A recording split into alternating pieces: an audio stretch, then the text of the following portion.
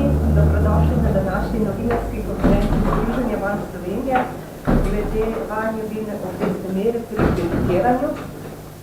Če dovolite, bi uvodoma predstavila naše govorce, in sicer je z nami profesor dr. Miha Juhar, strokovnjak za civilno in gospodarsko pravo, ki bo predstavil pravni vidik vanjobilne obrestne mere. Z nami tudi magister Mitja Posvečan, odvetnik in specialist prav tako na področju gospodarskega in civilnega prava in partner odvetniške pisarne Jadek in Senca, predstavil bo dosedanje izkušnje z kolektivnimi tožbami in pa magistra Stanislava Zadravec-Caprirolo, direktorica Združenja bank Slovenije, ki že tudi vabi takoj k uvodni besedi. Samo še eno informacijo. Po predstavitvah bodo na voljo tudi čas za vaše vprašanja. Predlagamo, da najavi, da se prijavite v besedi z dvigom roke, se predstavite in da poveste, s katerimi ljudmi še prihajate. Zdaj pa vas, gospod direktor, vi so kar govori besedi. Hvala lepa. Hvala lepa, Aleksandra, z nami je gospod Norica Milošković, ki je vodja pravnih poslov v Združenju bank Slovenije in odgovor pojasnila nekakoli najprej najlepša hvala, da smo se odvali na vabilo. Namreč veste, Anja, da je v zadnje čase kar nekaj medijskih vprašanj vaših, za vaših kolivov, v zvezi z pogodbenimi rešili v povezavi z negativnimi izborami, tudi naslovljenih na Združenje bank Slovenije in se pač na ta posamečna vprašanja nismo odzivali oziroma smo napovedali, da bomo organizirali novinarsko konferenco. To pa zato, ker gre za vprašanja, ki so vsaj pravno, pa tudi ne nazadnje vidika poslovanja bank, kar kompleksna in odgovori na posamična vprašanja odgovorite niso tako celoviti, kot bi bilo potrebno, da so. Jaz bi ob tem želela še posebej izpostaviti, da tokratna novinarska konferenca je namenjena res splošnim pravnim in finančnim vprašanjem. Veste, da Združenje bank in interesno združenje in da v zvezi z posamičnimi produkti članic, bodisi bank hranilnic ali leasing družb, nikakor nimamo nobenega pooblastila in še več ne smemo komentirati, da gre za produkte gospodarske družbe, kjer se cene teh produktov in pa struktura in celotna ponudba oblikuje popolnoma individualno in tudi zaradi zaščite prava na področju konkurenčnosti je tukaj pač vloga združenja izrazito omejena. Ne pomeni pa seveda to, da ne moremo pa omogočati odgovorov na neka popolnoma, bi rekla, splošna ekonomsko-finančna in pravna vprašanja. Zato je danes tudi taka sestava tukaj. Hvala obima strokovnjakoma, zato da sta bila pripravljena na tako vabilo za novinarsko konferenco od vas, ampak kot rečeno gre za res zanimiv in kompleksen pravno vprašanje. Jaz bom zdaj uvodoma predvsem poskušala razložiti, kaj se pravzaprav dogaja na splošno pri oblikovanju cen bančnih produktov in zakaj nikakor ponudba enega bančnega produkta ne more odražati cene finančnega vira za ta posamičen produkt. Potem bomo se pa usmerili naprej na pravno vprašanje povezano z negativno obrestno mero, ki se sicer na očitno v obdobju monetarnega fenomena, ki še nismo pričali, pravzaprav v zgodovini, vsaj po komunikaciji Evropske centralne banke postopoma tudi izteka. Zdaj, predvsem sem želela poudariti, to, kar sem že pomenila, da veste, vsi bančni sektor je med najbolj reguliranimi sektorji gospodarstva in ena izmed ključnih vsebin okvira, v katerem bančni sektor posluje, ta prvič, da mora pri kreditnih produktih ta produkt, cena tega produkta odraža upravljanje z kreditnim tveganjem. To je prvi tak pomemben element. Drugi pomemben element je pa ta, da cena bančnih produktov, že rekla, ni oblikovana vir za en bančni produkt, cena se odrazi v ceni bančnega produkta, ampak morajo banke upravljati z svojo bilanco na način, da upoštevajo celotno strošek virov financiranja. In viri financiranja v bančni bilanci so raznoliki, veste, od kapitala, kapitalske riskovne, so relativno dražne, potem depoziti, različne cene glede na različne ročnosti, še druge viri, recimo zadolževanje na trgu in tako naprej. In vir financiranja banke, če je Euribor negativen ali pa pozitiven, nikakor ni enak Euribor, kakršnokoli pač je, ampak je vir financiranja odvisen od strukture in cene virov banke, celotne bilance. Zato se ta cena vira potem odraža tudi v raznolikosti cene produktov posamične banke. Veste, da imajo banke zelo različne cene različnih produktov, različne cene kreditov, različne cene drugih produktov, bodisi od plačilnega prometa do katerihkoli drugih produktov. In poleg tega, da cene njihovih produktov so odvisne od tega, kakšna je cena virov, celotne bilance, morajo potem vsi krediti seveda upoštevati tudi kreditno tveganje. Zato tudi, če pridemo mi kot fizične osebe v banko, nimamo vsi enotne obrestne marže. Obrestna marža je tisto, kar določa ceno kreditnega tveganja oziroma je odraz od cene banke kreditnega tveganja. Tako da že znotraj posamične banke nimamo vsi komitenti enake mesto obrestne marže oziroma obrestne marže. Zdaj, v skladu z pravili upravljanja tveganj bančnega sektorja, recimo, če navedem en izmed takih vodil Evropske bančne EBE, Evropskega bančnega organa, ki veste, da predpisuje pogoje poslovanja vsem bankam v Evropskem monetarnem prostoru, ki ima tudi enotno regulativo in je neposredno zavezujoč pravni akt, ki se bo uporabljal pri upravljanju. Ta določa parametre, kaj vse in na kakšen način morajo banke vključevati v upravljanje s tveganji in s tem v svojo maržo. Vkolikor bi kakršnakoli praksa posegla v to neto obrestno maržo, ki določa izpostavljenost ocenjenemu kreditnemu tveganju, pomeni to, da banke ne upravljajo s svojim kreditnim tveganjem ustrezno. Zdaj, da bi se zato, ker v primerih, ko ne prenašajo negativne z Euriborja v pogoje kreditiranja, lahko reklo, da služijo na račun potrošnika, temu absolutno ni tako, že zaradi teh splošnih pravil, hkrati pa tudi vse, vsi, ki delate na področju, spremljate finančno področje, gospodarsko področje, seznanjeni s tem, da že leta neto obrestna marža bančnega sektorja, govorimo o agregatnih številkah, pada, kar pomeni, da imajo banke vedno manj prihodkov in seveda tudi manevrskega prostora za upravljanje s kreditnim tveganjem iz naslova neto obrestne marže.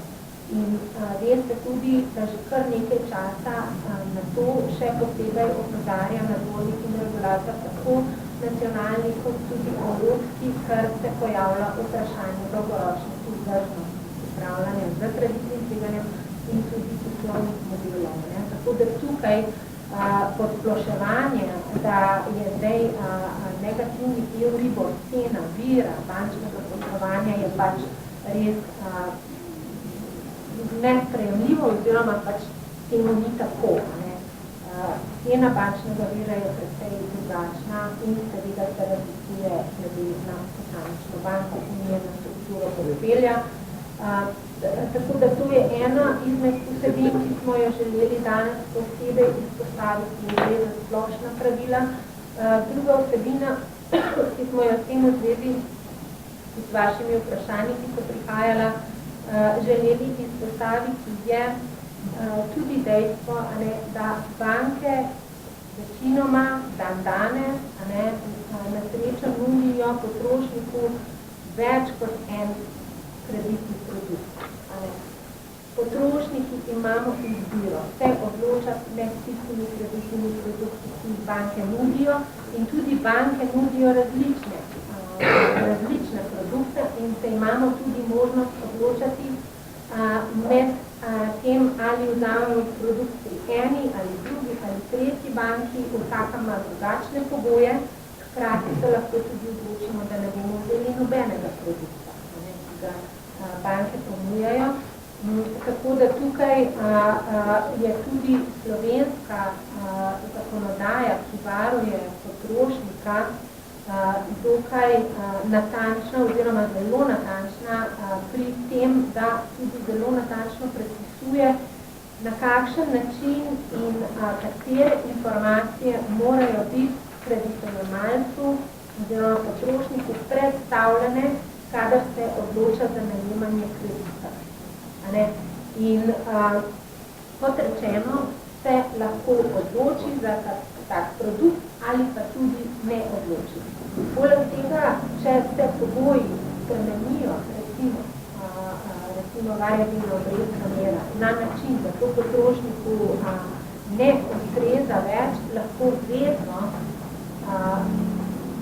predčasno odplača ta svoj kredit in ni zavezan ostajati v pogodbenem razmerju, za katerega meni, da mu ne ustreza več. Tudi veste, je bilo veliko v mediji, da posebej v zadnjih letih je bilo recimo predčasnih posojil za variabilno obrestno mero in potem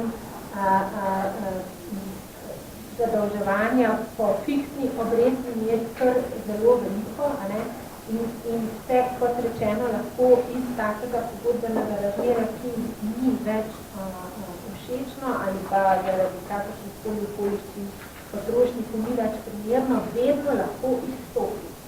In to brez stroškov. Obratno, še celo zdaj novele potrošniške zakonodaje oziroma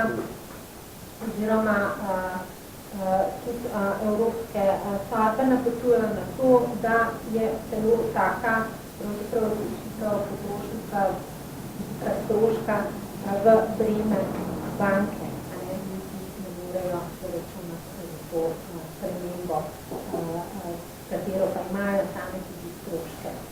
Zdaj, če bi recimo razne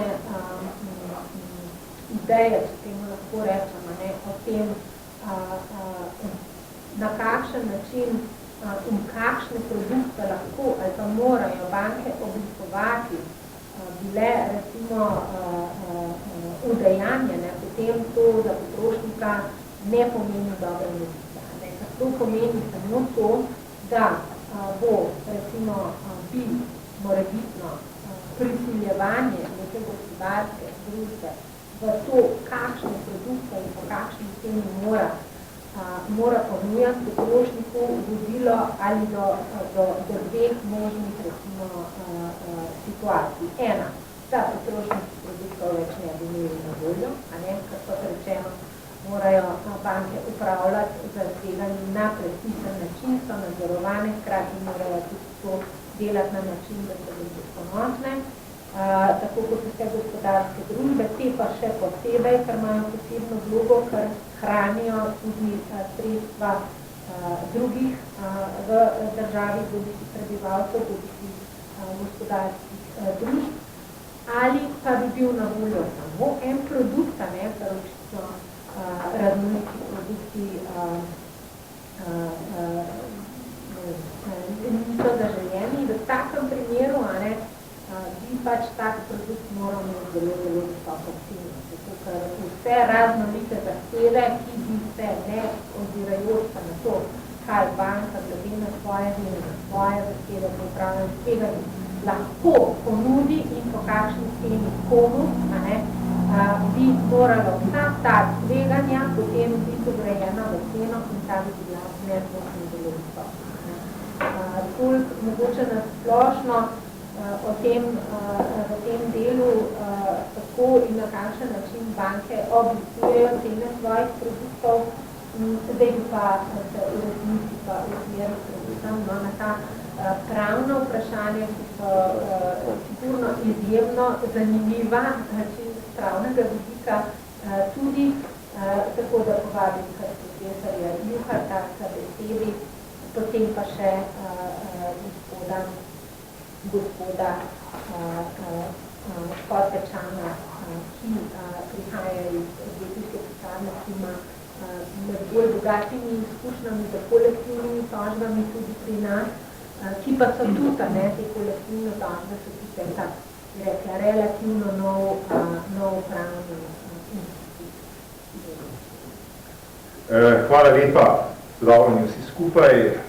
Za začetek povedati, da smo s kolegi na Inštitutu za primerjalno pravo pri Pravni fakulteti po naročilu Združenja bank Slovenije opravili zelo detaljno pravno analizo tako imenovanih floor klauzul. Jaz se bom omejil na pojasnilo na pravne aspekte floor klauzul, da takoj razjasnimo, kaj to pomeni. Floor klauzula je v tem pogledu pogodbeno določilo v kreditni pogodbi, s katerim je med kreditodajalcem in kreditojemalcem dogovorjeno, da je obrestna mera v kreditu variabilna, da znaša pač neko spremenljivko, ali je to Euribor, ali je to Libor, ali je to kakšna druga spremenljivka, plus določen pribitek na to variabilno obrestno mero, kar je običajen način določanja variabilne obrestne mere. Floor klauzula pa je poseben dodaten dogovor k temu, ki pravi,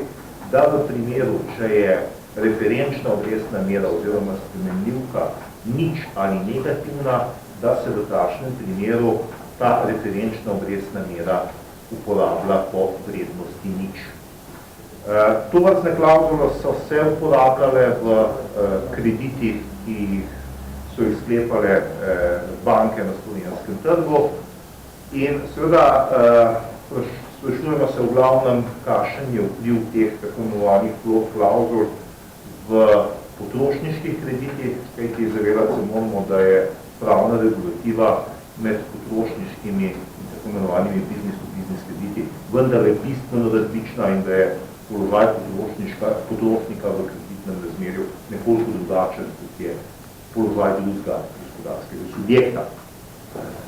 Nadaljna zanimivost je seveda, da gre za problem, ki ni tipično slovenski, ki je pravzaprav problem celotnega evropskega prostora. Euribor kot spremenljivka oziroma kot referenčna obrestna mera se uporablja praktično po celi Evropi in seveda tudi nekatere tuje izkušnje in v literaturi in v sodni praksi se ukvarjajo s tem fenomenom negativnih referenčnih obrestnih mer in vpliva, ki ga imajo negativna referenčna obrestna mera na floor klauzule.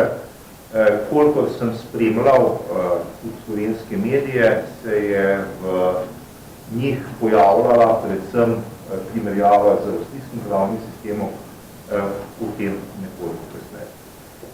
Seveda je zelo nepaležno govoriti o poštenosti oziroma nepoštenosti floor klauzul, ki gre za pogodbena določila, ki so predmet presoje po zelo abstraktnih pravilih. Torej, pravila potrošniškega prava imajo nekatere zelo splošne načelne določbe, ki omogočajo presojo glede dopustnosti oziroma nedopustnosti posameznih pogodbenih klauzul in tu je seveda prostor za odločitev sodišča relativno široko.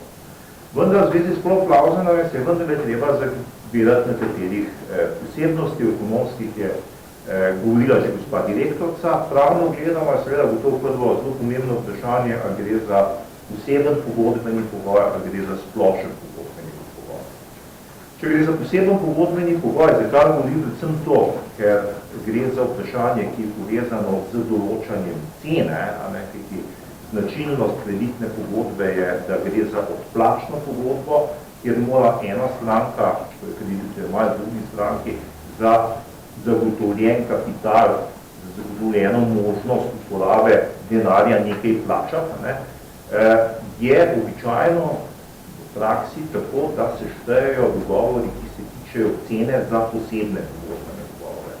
In seveda tu je možnost abstraktne presoje nekoliko ožja kot pri splošnih pogodbenih pogojih. Tudi če bi šlo za splošen pogodben pogoj pri plot klauzulah, je seveda vprašanje, ali plot klauzula res znatno, kot se zahteva nacionalni sistem, pomeni zmanjševanje oziroma prerasporeditev pravic in obveznosti pogodbenih strank, kajti če gledamo nek mogoče razpon variabilne obrestne mere, ki je lahko seveda predvsem skozi neko dolgo časovno obdobje zelo širok, v bistvu plot klauzula pokrivamo zelo ozko časovno območje oziroma vrednostno območje, kjer gre za negativno referenčno obrestno mero. Do leta 2015, oziroma mogoče še mesec prej, si pravzaprav v Evropi nismo predstavljali, da lahko pride do negativne referenčne obrestne mere. In to je seveda nek fenomen, ki se je pojavil in jaz mislim, da je tudi seveda zelo normalno, da banke v pogodbah, ki so izklepale potem, ko je do tega pojava prišlo, na ta način ustrezno, na ta pojav ustrezno reagirajo. Tako da argumentov seveda za eno in za drugo rešitev je zelo veliko, in tudi primerjalno pravo, ki smo ga relativno podrobno nastudirali, kaže, da najdemo v literaturi zelo različna stališča. Od tega, da so plot klauzule in celo plot praksa, torej, da kreditodajalec brez kakršnekoli pravne podlage obdočunava referenčno obrestno mero po vrednosti nič, da je to nekaj absolutno nujnega z vidika narave kreditne pogodbe, do nasprotnega stališča, da je to nekaj, kar je samo po sebi v nasprotju z vestnostjo in potem je prepovedano. Zdaj seveda najdemo na tej paleti od enega skrajnega do druge skrajne rešitve. Jasno, v literaturi je lažje zauzemati skrajne rešitve tudi v praksi. Mogoče nekaj pogledov na prakso v tujini, ki smo jo analizirali. Fenomen plot klauzul se je najprej pojavil v Španiji. Zanimivo, pred negativno referenčno obrestno mero, najbolj znana odločba španskega vrhovnega sodišča glede plot klauzul iz leta 2013 in špansko vrhovno sodišče je takrat plot klauzule spoznalo za nepoštene, z nekimi specifičnimi ugotovitvami, v nekih absolutno drugih finančnih razmerah, kot so nastopile kasneje, in z zelo nenavadno obrazložitvijo in tudi nekaterimi posledicami, zaradi katerih je zadeva kasneje prišla na na sodišče Evropske unije. Sodišče Evropske unije se v zvezi s španskimi hipotekarnimi krediti in plot klauzulami ni ukvarjalo z dopustnostjo teh klauzul, ampak se je ukvarjalo z omejenostjo posledic in španski potrošniki so ta spor pred sodiščem Evropske unije dobili, vendar izrecno se seveda sodišče glede te prakse ni izreklo, kot se je izreklo samo glede posledic. Bistveno bolj zanimivo za nas je položaj v Avstriji, kjer se je ravno tako avstrijsko vrhovno sodišče večkrat izreklo glede najprej same plot prakse, torej položaja, ko so banke potrošnikom, ne da bi bilo to posebej dogovorjeno, začele obračunavati referenčno obrestno mero poslovni nič. Avstrija je v tem pogledu zelo specifična, kajti avstrijski zakon o varstvu potrošnikov vsebuje posebno določbo, ki pravi, da v primeru, če pogodba s potrošnikom vsebuje cenovne prilagoditvene klauzule, kar pomeni, da se cena ki jo mora potrošnik plačati, spreminja, da je pogoj za veljavnost takšne klauzule, da takšna klauzula predvideva korekcijo navzgor in korekcijo navzgor. Torej, da literatura to označuje kot zahtevo po simetriji prilagoditvenih klauzul. In pri odločanju o klauzulah je avstrijsko vrhovno sodišče se naslonilo na to določbo avstrijskega zakona o varstvu potrošnikov, ki izrecno zahteva simetrijo prilagoditvenih klauzul in tudi zato izreklo te klauzule za nedopustne, dokolikor floor klauzula hkrati ne določa tudi tako imenovane cap klauzule. To je klauzule, ki bi določala najvišjo, če floor klauzula določa najnižjo obrestno mero, to je ponovadi kreditelj, potem bi za veljavnost po avstrijskem pravu morala biti določena tudi tista najvišja obrestna pogodbena obrestna, torej pogodbena obrestna mera. In v odsotnosti tega, takšnih cap klauzul, so avstrijska sodišča nekajkrat izrekla izključno floor klauzule kot prakso ali kot pogodbeno klauzulo za nedopustno. Zdaj, seveda, prenesti avstrijsko sodno prakso v naš sistem je zelo, zelo nehvalitno.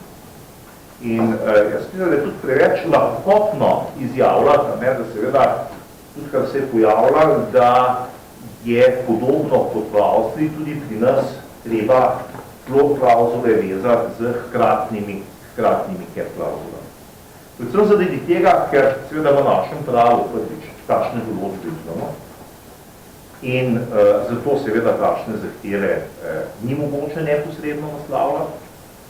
In drugič, kar se mi zdi tudi izjemno pomembno, avstrijska literatura v komentarjih sodne prakse zelo jasno poudarja, da gre za posebnost avstrijskega pravnega sistema in da ne gre za določbo o prilagoditvenih klauzulah, ki bi izhajala neposredno iz evropskega prava. Ta ugotovitev je zelo pomembna zato, ker seveda smo v istem evropskem okolju varstva potrošnikov, potrošniških varovanja pred nepoštenimi poslovnimi praksami in seveda to je dodaten argument, ki kaže na to, da avstrijske prakse, sodne prakse enostavno ni mogoče prenesti v naše okolje in seveda odločitev avstrijskega sodišča, ki je zelo specifična, izhaja tudi iz zelo specifičnih zahtevkih za veljavnost prilagoditvenih cenovnih klauzul, ki stavlja avstrijski zakon o varstvu potrošnikov. Če lahko sklenem, seveda gotovih odgovorov ni, seveda je pa v tistih primerih, ko so floor klauzule dogovorjene v pogodbah, saj v našem pravu, po našem mnenju, bistveno več argumentov, da gre pravzaprav za neko prakso, ki je utemeljena v osnovnih principih pogodbenega prava in ki jo ni mogoče enostavno šteti kot nedopustne oziroma klauzule, ki bi bila v nasprotju z načeli resnosti. Hvala lepa. Hvala lepa.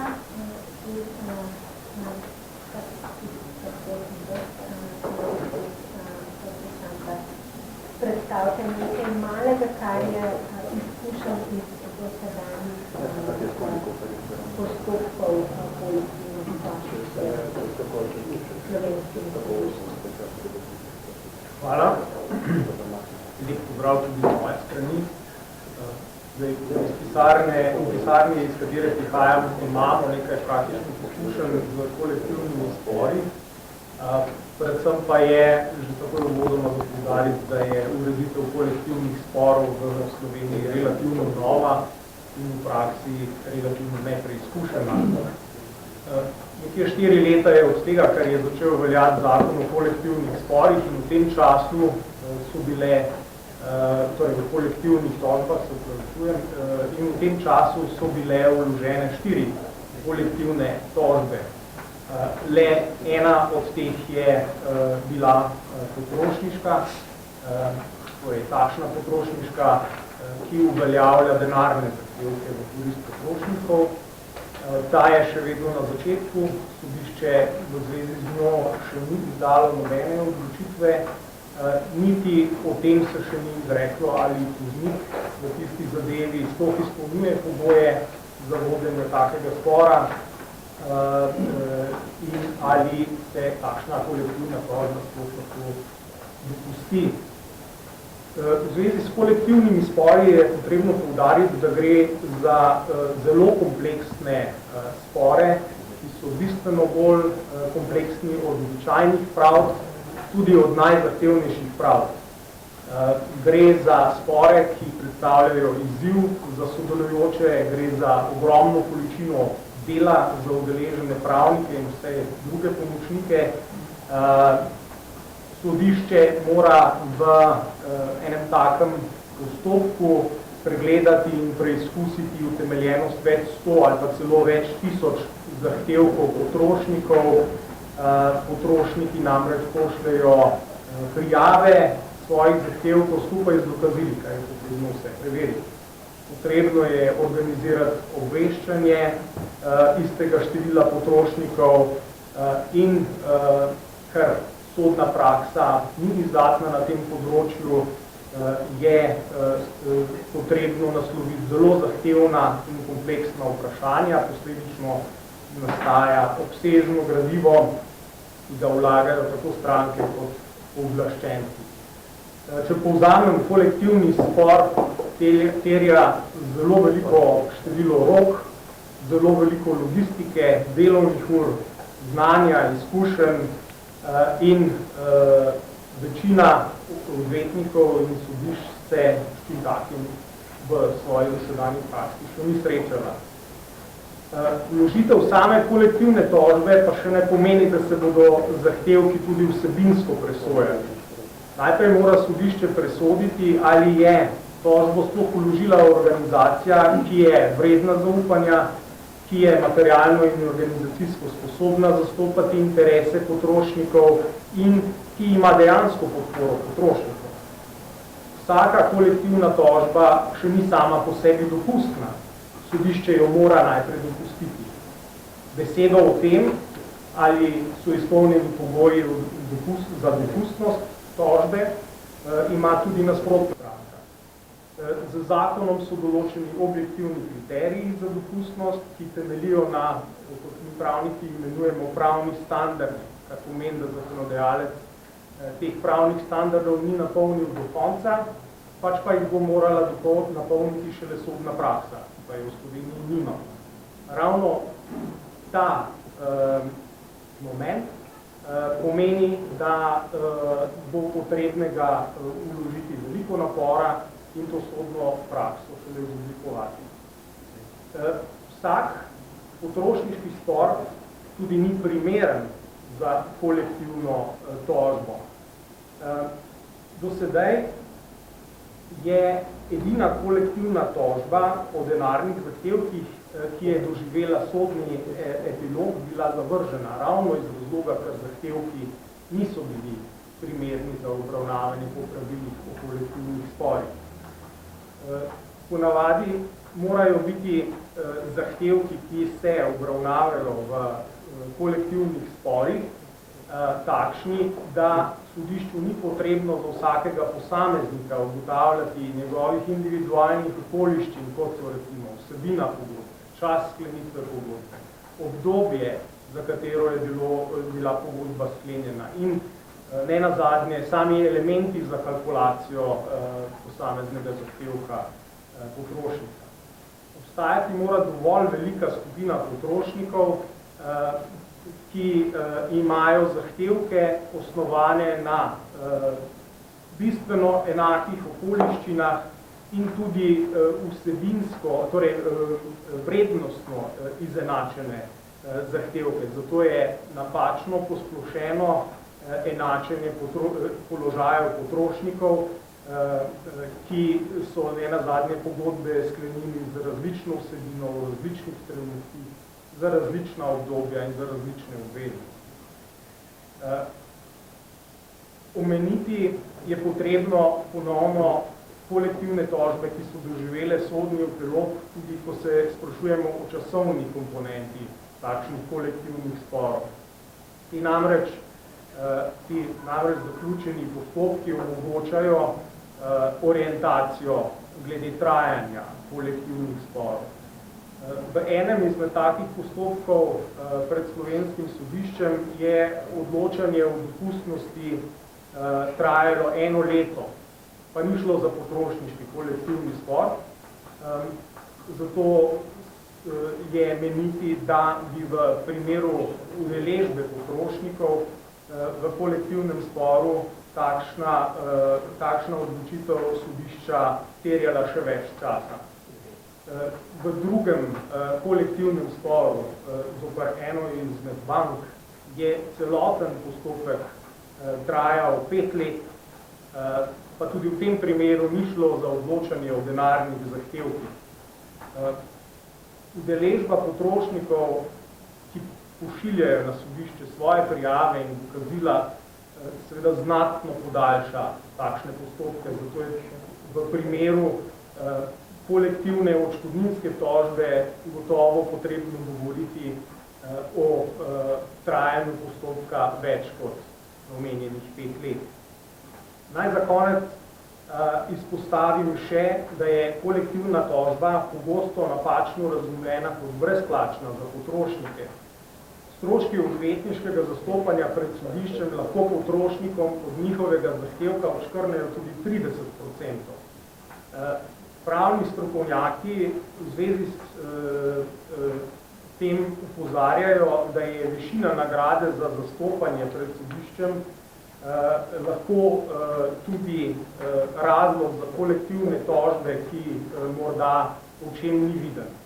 In ravno iz tega razloga da se torej preprečujejo drugi razlogi, ki bi presegli interese potrošnikov pri vlaganju kolektivnih tožb, so v zakonu določeni zelo strogi pogoji za odobritev teh kolektivnih tožb. Hvala. Bolj znatejne uvodoma o teh 3 elementov, ki so povezani z vašimi vprašanji zadnjih obdobij, je pa tako. Jaz bi imel eno vprašanje, s tem, da za vas pa priroč, lahko samo gremo stvari predstaviti.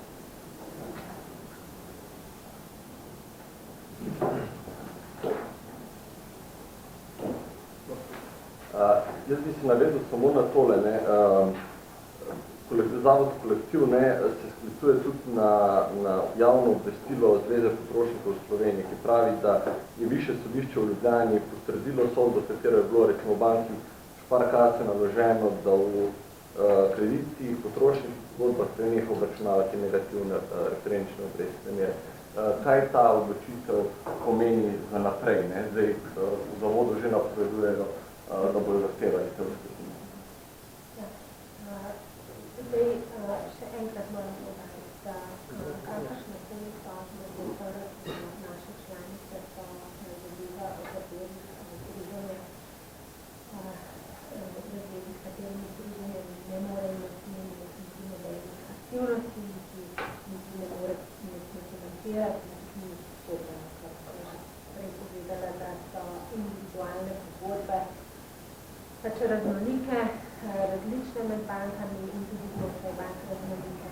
Vendar glede v tem kontekstu, odgovor na vaše vprašanje je, smo seveda sodba je javna, jo prebrali, tudi v združenju, oziroma sem tudi jaz prebrala, in tam vprašanje o zadovoljevanju mojem in pa zakonito pravnikov, ki smo jih vprašali tudi mnenja, ali pravilno beremo, zadevo gre pri tem postopku odločanja za odločanje o drugem vprašanju, ne o vprašanju obračunavanja negativne obrestne mere, ampak vprašanju dopustnosti le v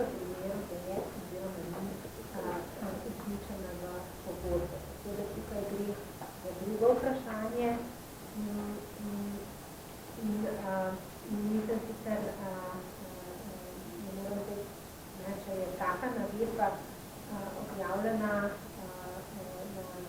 kot ste jo vi navedli, da je uredba objavila, potem zavarja. Za citat je šlo.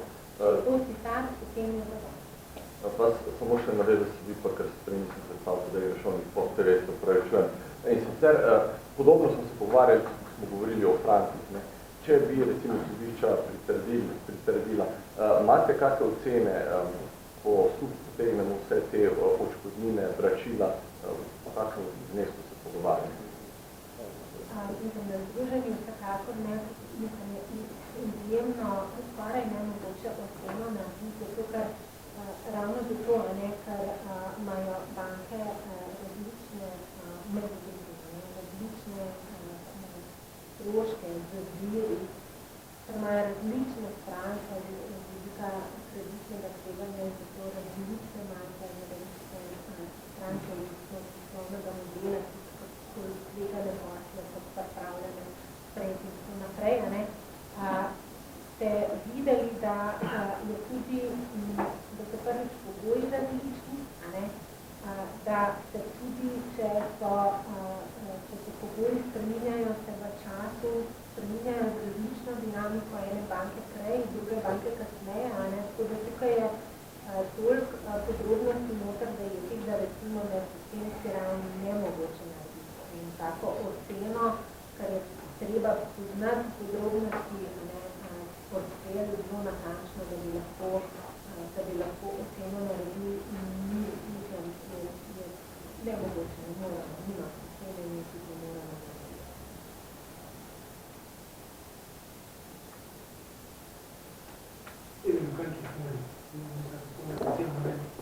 Za naši tiskovne konference vse slikalo želijo domovci na svet ne tudi da banke, nimate šans. Ker ni sistema, sodnega sistema, stroški so razno visoki, dolgotrajni. En del lahko, jaz se tudi imam, kar je še kakšno. Zdaj,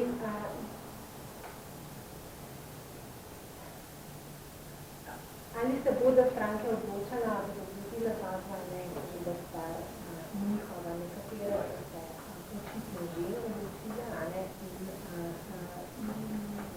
vplivati na te odločitve se ne da, je pa dejstvo, da so vprašanja, kjer zdaj le videla, pri katerih lahko nekateri akteri relativno močno posplošujejo najmanj kar, v tem primeru da celo zavajajo, in ker gre za, in dejstvo je, da so postopki dolgotrajni, da stanejo, da se je treba zavedati, da temu je tako, in pa seveda tudi, da neka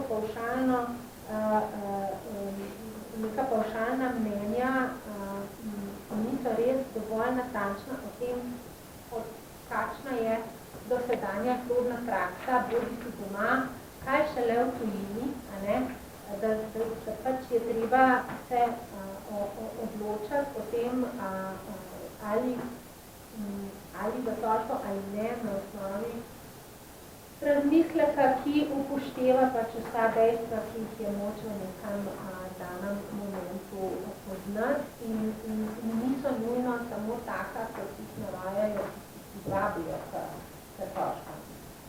Tako da lahko recimo tudi na tak način, kot sledi, se izrazi ta naša današnja novinarska konferenca, vendar pa še enkrat poudarjam, da je bila namenjena predvsem obrazložitvi vsebine bančnega poslovanja, in v povezavi s enim argumentom, da je negativni vpliv ocena vpliva poslovanja bank, ker s tem ni tako, to je dejstvo, kdo tako govori ali implicira za svojim govorjenjem, pač govori neresnično, Drugo je vprašanje pravne dopustnosti ali nedopustnosti določanja klauzul, ki so se v zelo raznolikih besedilih pojavile v našem bančnem sistemu in tudi v tujih, ampak v raznolikih besedilih, v raznolikih časovnih obdobjih,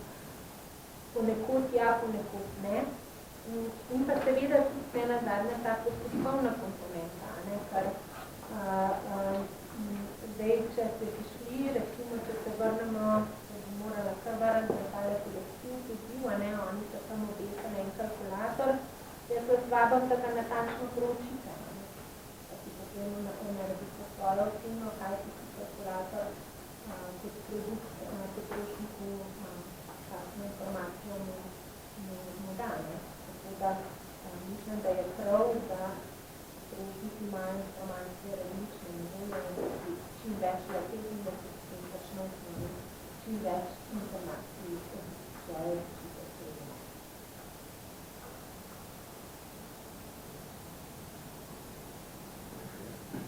Ne sam, torej, upam, če Slovina, zdaj me sam nekaj načelno zanimljivo, če so te flor klauzule v vseh teh pogodbah, zdaj ne vem, če mi potem problem, če gre, pa res pa potem ne gre za zavajanje, ali kljub vsemu po vašem. Zdaj, jaz sem govorila o zavajanju izmed vsega dela. Na splošno, da nima ne več par kasem, ampak na splošno. Tako, ampak da bom tukaj pa prosila, da sem pa profesorja, ki bo eksaktno in podobno razložil. Ampak po našem mnenju je, vkolikor so pogodbena določila znana vnaprej, jasna in na voljo predstavljena na način, ki je zelo natančno opredeljen, ki se zakonodajo slovensko, potem se ima potrošnik možnost odločati med produktom takim ali drugačnim, taj dva produkta pri nas sigurno potrošnik ima na voljo. In ne le to, tako kot sem rekla, vkolikor v določenih okoliščinah taka pogodba ni več optimalna, ker se okoliščine spreminjajo, mogoče kot je sklepal predvsem delo nekaj zanga, primerno se okoliščine spremenijo, morda nekaj drugega, lahko vedno, kadarkoli tak kredit zamenjen z drugim. Teh refinanciranja je zelo veliko.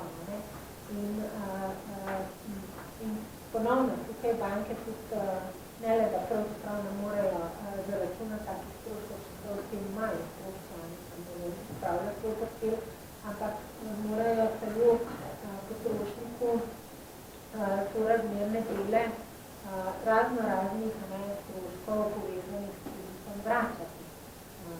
Tako da tukaj res ni nobene prisile, da potrošnik ustraja pri pogodbi, ki mu ni, ki se mu ne zdi iz tega enega razloga ustrezno. Niti to nihče ne prisiljuje, da jo sklene, niti da ostane v tem pogodbenem razmerju.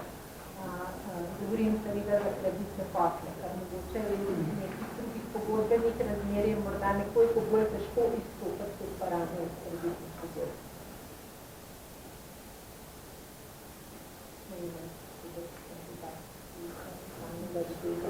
Povedalo se, gospod direktorca, to je dejstvo, ena najpomembnejših pravic, ki jih ponaša zakon o potrošniških kreditih potrošnikov, je ravno ta pravica, da lahko potrošnik kadarkoli predčasno poplača kredit. To ni tako samoumevno, kot bi se mogoče komu zdela, ampak je to nekaj, kar je recimo v business-to-business kreditih izrecno prepovedano, oziroma je dogovorjeno, da to ni mogoče in to je zelo močna pravica, ker pač omogoča, da ko najdeš boljši vir financiranja, lahko se odbuješ tismo, ki je slabši. Torej, potrošniki gotovo niso zaklenjeni, kot radi rečemo, v takšnih razmerih. Kot se je neko, pa seveda zelo nehvaležno napovedovati, ali je neka klauzula zakonita, poštena, nepoštena. Tukaj imamo zelo mehke kriterije presoje in seveda vsak lahko uveljavlja zahtevk na nepoštenost. Prav gotov vsak, ki je nezadovoljen, ima pravno pot in jo lahko uveljavlja. Je pa pač moje mnenje, da tukaj zelo prepričljivih argumentov, da bi šlo za same po sebi nepoštene klauzule, teh argumentov ni.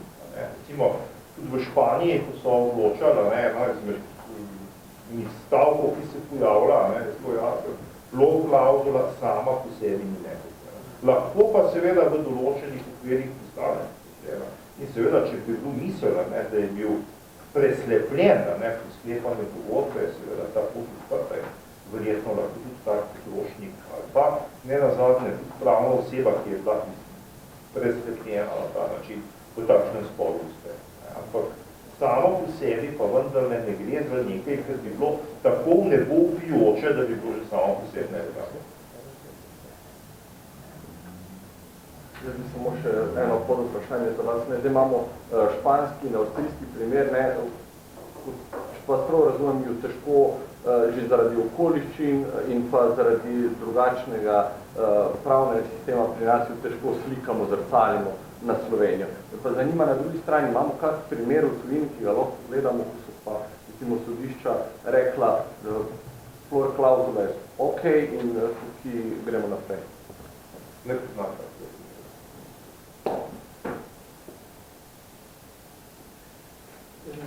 Vprašanje, Jano, celotno za naš 24. Za gospoda Podpečana, sicer, če bi imel, ne vem, 100 evrov kredita s to vrstno klauzulo, da se običunala nič, kadar je bil negativen, kaj bi mi svetovali? Bi svetovali metodi, pa koliko bi ga računati? To je zelo težko takole komentirati. Vsekakor bi moral najprej svojim odvetniku pokazati vse dokumente. Potem bi mu moral predstaviti vse okoliščine sklepanja tega posla. Tako kot je že gospod Juhar prej omenil, če je bila mogoče posredni takšna preslepljenost in tako dalje. Torej, to je proces, ki se ne da preko mize svetovati, če mi poveste 3 podatke. Ali so ključne točke, če bo vse by the book sklepanje, ali sem bi seznanjen? Ja, definitivno bi bilo potrebno upoštevati pri takem nasvetu argumentacijo, ki je že prej podal profesor Juhar. Vse ostalo pa je v papirju, potrebno prebrati. In pa v teh okoliščinah pa zapisati. To ne gre nekaj na hitro, ampak je potrebno vse. Podroben pogled. Kakšnega reda velikosti pa so morebitna ali pa domnevna odškodovanja v smeru nedostavne negativne smere, ker je poprečnih kreditih na 20 let? Izjemno težko je ustanjevati, oziroma ne moramo, da ne vemo, prvič, katere banke sploh imajo take klauzule, ki so lahko raznolike, tovrstnih klauzul je lahko več vrst. Ne vemo, v katerem časovnem obdobju je katera banka mora biti take klauzule uvedle, to držav res nemogoče. Ampak to je reda velikosti. Nemogoče, res nemogoče. Jaz si ne drzam tega narediti. Poglejte na stran kolektiva, oni imajo kalkulator, ampak kot rečeno zelo natančnega pogleda tega. Kako računati vse stroške. Oziroma se mora smejo. Rezultate, načrtovanja.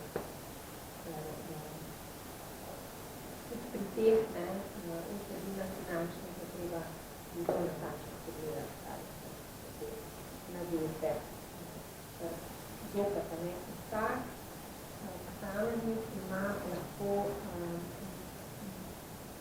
drugačen izračun in se ne da nekaj tako zelo na povprek, kaj šele poteka v prihodnost, recimo neko stanje, gre za redno obrestno mero.